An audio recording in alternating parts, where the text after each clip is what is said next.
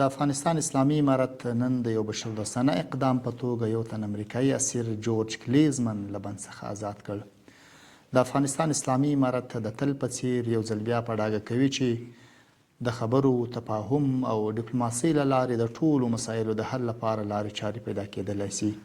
او د یاد امریکایي تبه د خوشي کولو ګام هم د ښه نیت له مخې پورته سو چې دا شی ټولو لورو سره په ځانګړې توګه د امریکا د متحده ایالتونو سره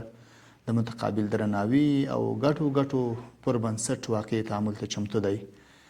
دا چې افغانستان کې جنگ ختم سوی، د داعش په څیر فتنهګرې ډلې ځپل سوي او له افغانستان څخه هیڅ چاته خطر نه دی متوجه، دا ښیي چې افغانستان د سیمې او نړۍ په ثبات کې مثبت رول لوبولی سي او هم له نړیوالو سره خپل سیاسي مسایل په ښه ډول حل کولی سي.